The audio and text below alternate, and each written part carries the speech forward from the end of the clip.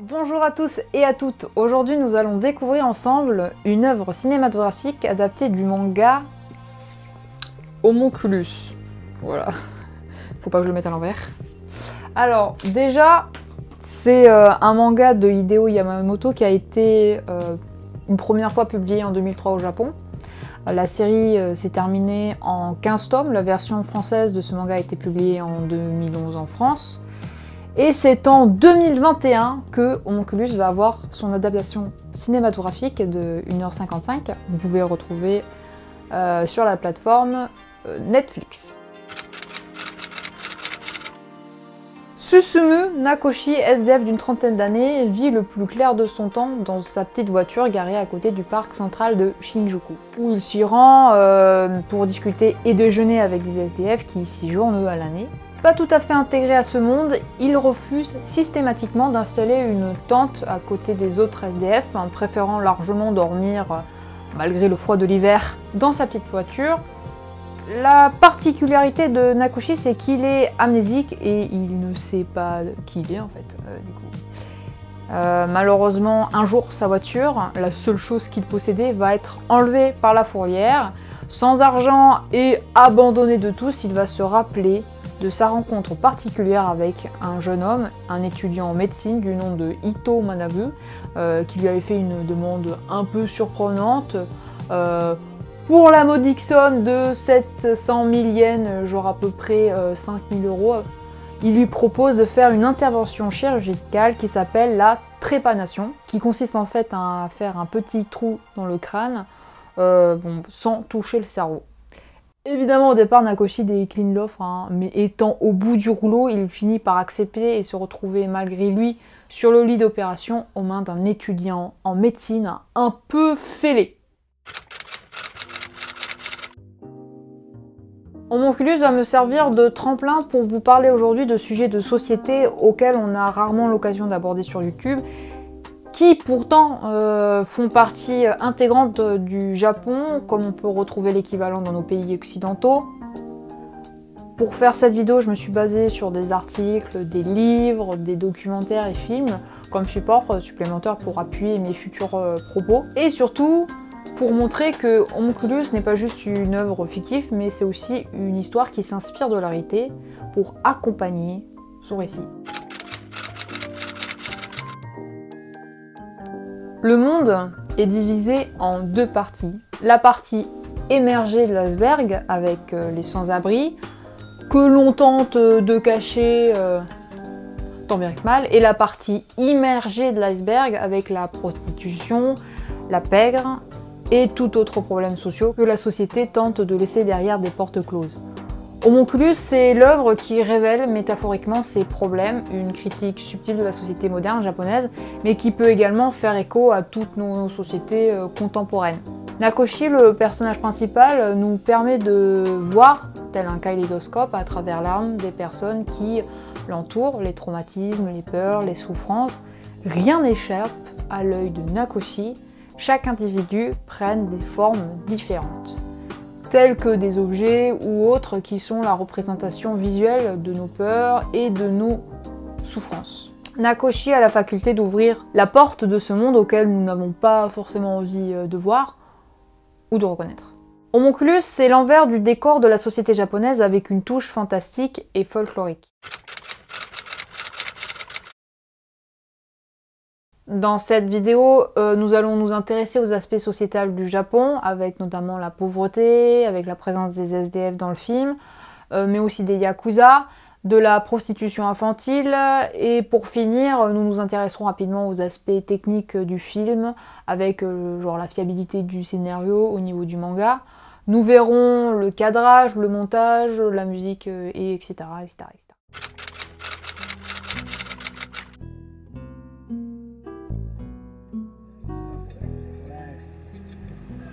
おはよう。キーはもうした方がいいんだ。すいません。いやー、いい匂いですね。なんかのお祝いですか。まあ、やろう。せやだい。せや、ケンちゃん。顔見せねえからテント行ってみたら冷たくなっちまっててよ。あんちゃんもここに来た頃いろいろと教えてもらったろ。で、ケンさんは今さっさと運ばれてっちまったよ。ちゃんと連れて行かれたっていいよ。ものじゃねえんだぞ。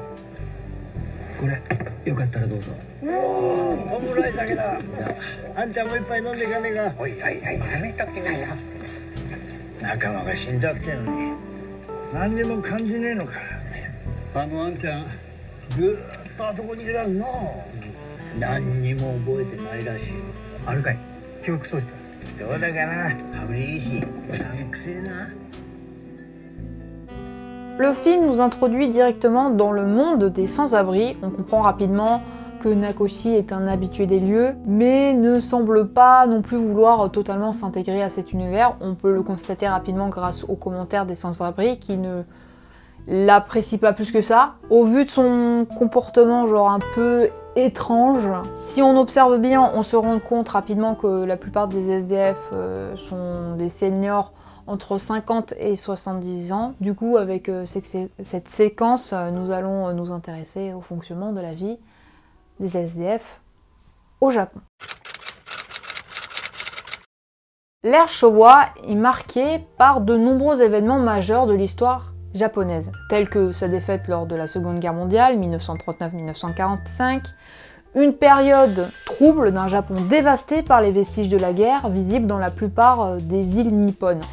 Cependant, le Japon se reconstruit très rapidement en quelques décennies à peine. Sa croissance s'accélère dans les années 60 et 70 grâce à l'expansion de son industrie lourde dans plusieurs domaines importants comme la construction navale, l'acier, l'automobile, les produits électroniques et chimiques, le secteur secondaire avec genre l'exploitation minière qui s'agrandit jusqu'à 35,6% du travail dans les années 70. À la fin de cette période, l'économie japonaise commence à se tourner vers le secteur tertiaire. Grâce aux entreprises petites et moyennes, les entreprises industrielles prennent de plus en plus d'importance et surtout le Japon génère de nombreux emplois provoquant un pic de productivité sur l'archipel.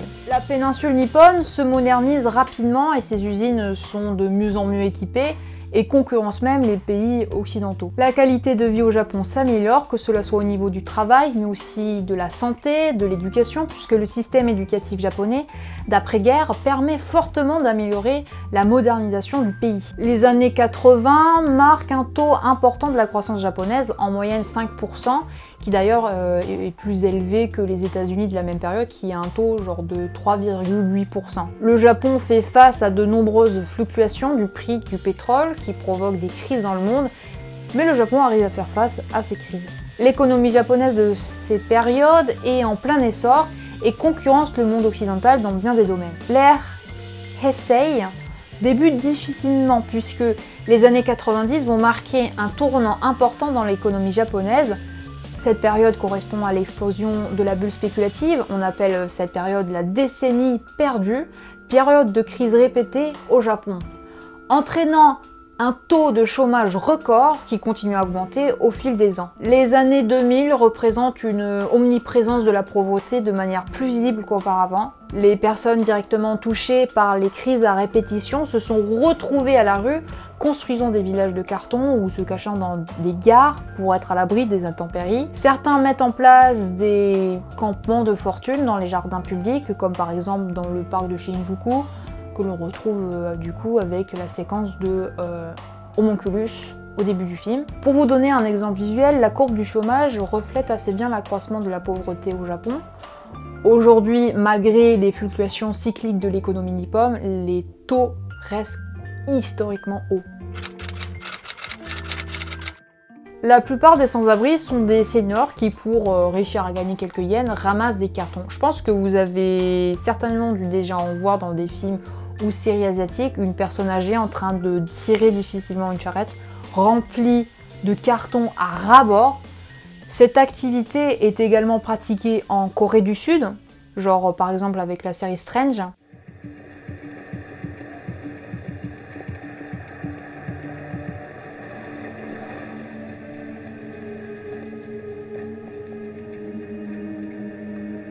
저게 다 얼마 같아? 어떤 거 말씀이신지. 요즘 애들 커피 한 잔 값도 안 돼. Les SDF collectent ces cartons pour ensuite les apporter à des entreprises qui se chargent en fait de les recycler. Homunculus nous introduit donc dans un univers des sans-abri, sans préjugés et stéréotypes, qui permet d'appréhender le contexte des SDF au Japon, auquel nous n'entendons genre presque jamais. Je pense que la seule fois où j'ai réellement vu un film qui traitait des sans-abri au Japon, c'était avec le film Tokyo Godfather de Satoshi Kon. D'ailleurs, excellent film d'animation, si vous ne l'avez pas vu, foncez le voir, il est juste incroyable. Si vous êtes déjà allé au Japon, ou si vous regardez des vlogs et des documentaires sur le Japon, vous avez sûrement jamais vu de SDF pratiquer l'aumône.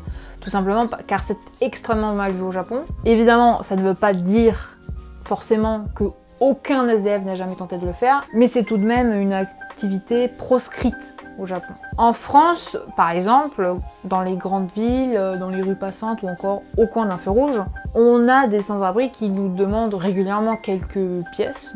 Donc c'est devenu presque naturel de voir ce genre de choses, mais je pense que pour un Japonais, ça peut paraître surprenant.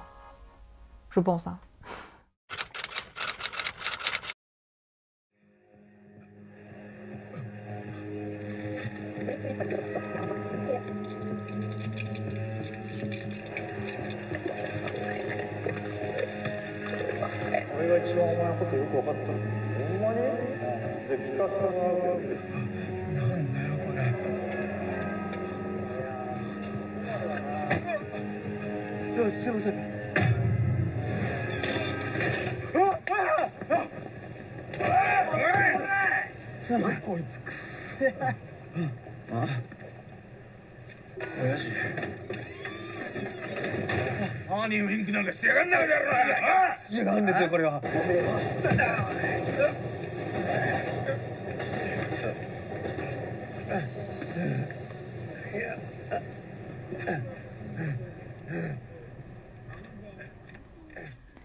Quelques jours après son opération de trépanation, Nakoshi développe un don très particulier, c'est-à-dire que quand il cache son œil droit avec sa main, il arrive à voir en fait à l'intérieur des gens. Les personnes prennent alors la forme de leur peur ou de leur souffrance. Nakoshi se pose des questions existentielles sur cette soudaine faculté, et il bouscule même un chef yakuza qui l'assaille directement et sort un couteau pour le menacer et de lui couper le petit doigt.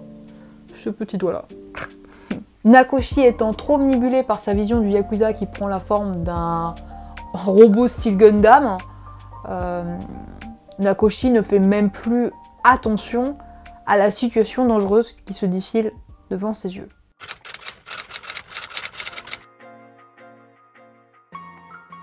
Comme vous le savez certainement déjà, le Japon est considéré comme le pays le plus sûr de la planète avec un pourcentage de criminalité le plus bas au monde. Cependant, comme dans chaque pays, il y a toujours une part d'ombre et au Japon, c'est les Yakuza qui sont les leaders de cette part obscure de l'économie japonaise. Les Yakuza font partie d'un certain folklore japonais que l'on connaît à travers les représentations de leurs tatouages, les hirezumi, ou le fameux petit doigt coupé, ou encore de leur manière bien particulière de prononcer le japonais quand ils se mettent en colère.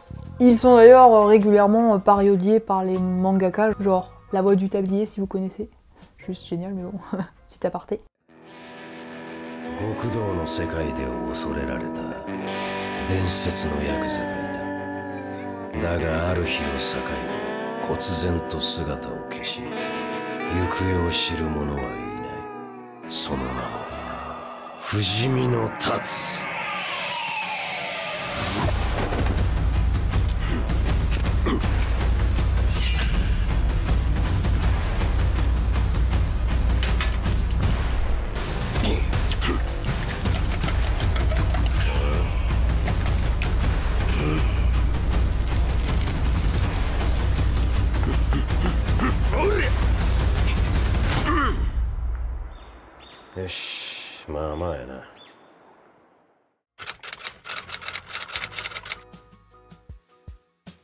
Le terme Yakuza viendrait d'une combinaison de jeux de cartes Hanafuda, Ya pour 8, Q pour 9, Za pour 3. Ces numéros sont les plus faibles du jeu, ils seraient baptisés de cette manière pour manifester le rejet de la société qui fait d'eux des perdants. Je vous propose de lire les livres de Jean-Marie Bouissou qui aborde le sujet des Yakuza. Il a écrit notamment un livre qui s'appelle Le marché des services criminels au Japon, les Yakuza et l'État, que vous pouvez retrouver en ligne gratuitement. Je vous mets le lien en description, c'est super intéressant et il vous introduit super bien au monde des Yakuza. Les Yakuza sont aussi dénommés les Boryokudan, nom donné par la police japonaise pour désigner les gangs et les groupes violents. Et ce nom est évidemment rejeté par les Yakuza eux-mêmes, qui se considèrent comme les héritiers de la véritable tradition samouraï. Bon, rien que ça. Les Yakuza sont des membres d'un groupe criminel organisé, les familles de truands japonais. Les plus connus sont les Inagawa Kai, avec 98 000 membres à peu près. On les retrouve dans le Kanto, les Yamaguchi Gumi avec 25 000 membres en moyenne, qui sont originaires de Kobe et règnent sur le Kansai, ainsi que les Sumiyoshi Kai avec 700 000 membres à Tokyo au début du XXIe siècle. Cependant, les Yakuza perdent du personnel d'année en année et ont du mal à recruter des nouveaux membres. Les jeunes générations sont moins sensibles à l'embrigadement et à l'idéal des valeurs traditionnalistes des Yakuza. Vous avez de nombreux articles qui ont été écrits sur la déchéance des groupes de Yakuza depuis le début du XXe siècle. Je vous mets les articles en description si ça vous intéresse. Ces groupes pratiquent généralement l'extorsion de fonds ou encore le racket. On les retrouve aussi dans les domaines de l'industrie pornographique, love hotel, bar à hôtesse, téléphone rose ou encore dans les pachinko, tout ce qui touche aux jeux d'argent généralement. Mais on peut les retrouver aussi dans des industries plus insolites, comme des marques de bubble tea ou encore dans la vente de takoyaki sur des petites échoppes temporaires pendant les festivals. 我々のこのヤクザ社会も表のビジネスにね手を染めるようになってきて大概の我々の同業の人間が表のビジネスをやりだしてきた。でもねそんな中でもやっぱりこうやって裏の社会で生きてアンダーグラウンドの世界がそのアンダーグラウンドの中でやっぱり我々の法律っていうのは未だ存在し、いくら表の法律が厳しくなってもね、我々は我々の社会のルールがあって、こちらは表の社会、ここは境界線。ただこれは一番初め約束しましたよね。ここから向こうは見せるわけにはまた語るわけにはいかない。そういうことですね。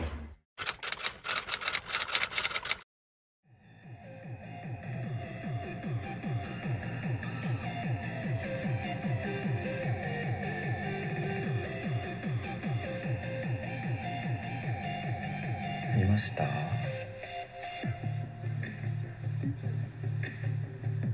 ガールズはマジモンの JK がいるという噂の有料店ですよ、ここは。言ってみれば現代の見せ物小屋。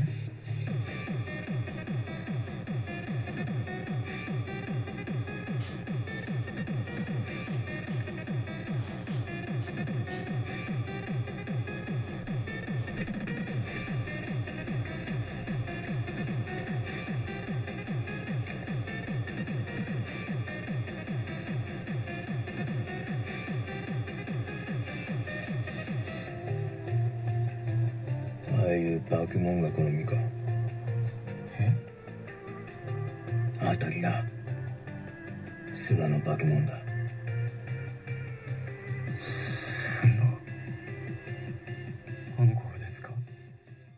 Nakoshi et Ito s'aventurent dans un bâtiment un peu spécial pour tester les nouvelles aptitudes de Nakoshi. On aperçoit en fait une salle exiguë avec des jeunes filles en uniforme, un numéro inscrit sur un bout de papier en plastifié accroché à la cheville. Les deux hommes observent les jouvencelles de loin. Ito demande à Nakoshi si celui-ci arrive à apercevoir leur monde intérieur. Peut-être que le terme Joshi Kosei vous dit-il quelque chose ou non. Joshi Kosei désigne tout simplement les lycéennes japonaises. C'est Joshi Kosei, que l'on retrouve dans les mangas et animés de manière fantasmée. Et bon, c'est devenu un objet de désir. Cet attrait pour les jeunes femmes aux uniformes a fait émerger chez certains jeunes hommes la création d'un business sur ce thème, forme de prostitution déguisée. Je tiens à préciser que la prostitution au Japon est interdite. Pour faire un parallèle avec la France, la prostitution n'est pas réellement illégale en soi, mais le proxénétisme, oui. Pour être plus exact, en France, l'exercice de la prostitution et le racolage sont permis, mais l'achat de services sexuels est illégal et réprimé depuis la loi du 13 avril 2016. Merci Wikipédia! Les hommes, ou peut-être même des femmes, hein, qui sait, payent en fait les services de jeunes femmes en tenue de lycéennes, qui régulièrement sont de vraies lycéennes pour le coup, font des activités plutôt classiques, hein, dans un premier abord, photos, discussions, promenades, voire des massages. Mais évidemment, derrière ces activités anonymes, avec une somme généreuse, généralement cela finit par des relations pas très catholiques, pour rester un peu vague, parce que YouTube n'est pas ce genre de terme. Là. Cependant, ces pratiques ont des limites. Les mineurs de moins de 17 ans ne peuvent pas faire ce genre d'activité puisque le gouvernement japonais a adopté une mesure contre ces dérives. Mais évidemment, il y a toujours des personnes qui passent au travers les mailles du filet, donc malgré les restrictions, en soi, il serait pas étonnant de voir des jeunes filles de moins de 17 ans faire ces activités malheureusement. Vous avez un article intéressant sur ce sujet qu'avait rédigé le journal Libération. L'étrange laxisme du Japon envers la prostitution infantile qui date de 2015. Je vous mets le lien en description évidemment. Pour faire à nouveau le parallèle avec nos pays occidentaux, si au Japon la prostitution infantile existe, il ne faut pas oublier que chez nous aussi, hein, c'est en nette augmentation à cause des réseaux sociaux, des sites de rencontres, etc. La prostitution prend une ampleur importante en France. Voilà, malheureusement.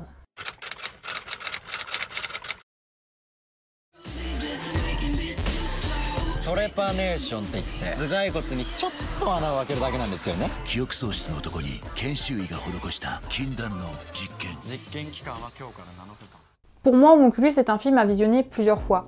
Même avec un bon niveau de compréhension culturelle et cinématographique, je pense que c'est un film qui se regarde plusieurs fois pour comprendre et saisir les enjeux de celui-ci. Le problème d'Homunculus, c'est qu'il a un souci au niveau du rythme du montage. Vers la fin, tout s'accélère. Je pense que cette œuvre serait beaucoup mieux traitée si elle avait eu une adaptation en série et non en film, parce que 1h55, c'est plutôt court, surtout pour un manga qui fait genre 15 tomes de base. Le réalisateur a dû couper beaucoup de passages importants du manga pour ne garder que l'essentiel, ce qui peut paraître rédhibitoire pour la compréhension de certaines scènes. Le film a pourtant beaucoup de potentiel, notamment au niveau du cadrage. Le réalisateur a redoublé d'ingéniosité pour proposer des plans très intéressants. Je vais évidemment parler du plan sur l'œil en plongée, qui pour moi est juste incroyable. Voilà, je m'extase peut-être un peu trop, mais il est juste génial ce plan. Les acteurs sont aussi plutôt crédibles dans leur jeu, malgré peut-être quelques personnages secondaires qui semblent moins à l'aise avec cet exercice. Mais cela ne m'a pas sorti du film pour autant, personnellement, j'ai vu pire que ça. Voilà. Le scénario reste dans les premières minutes du film plutôt fidèle au manga, malgré qu'au bout d'un moment, les deux œuvres prennent deux chemins différents. Si dans le manga, Homunculus prend plus son temps dans l'installation de l'action, le film, lui, se dépêche de mettre certaines scènes clés. On sent un certain empressement. J'ai pour ma part eu l'impression que le film jouait une course contre la montre, mais ce qui ne m'a pas empêché d'apprécier le film pour autant. Homunculus est un film qui a été descendu par la critique occidentale.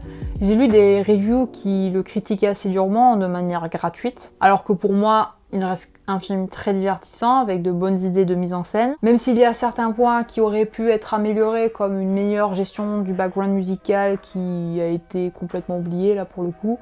Ce qui est dommage puisque la musique normalement dans un film est censée sublimer l'action. Alors là... musique inexistante pratiquement. Allez jeter un œil à Homunculus si le cœur vous en dit, que vous pouvez retrouver évidemment sur Netflix. faites votre propre avis. Je n'ai pas traité entièrement le sujet d'Homunculus pour vous laisser vous faire votre propre interprétation de celui-ci. Dans ma vidéo, par exemple, je n'ai pas parlé non plus de l'aspect philosophique que traite le manga Homunculus, qui est beaucoup plus poussé que dans le film, pour le coup. Genre, quelle est la limite entre le réel et l'illusion? Voilà, ça, je l'ai un peu occulté, j'avoue. Sur ce, sayonara!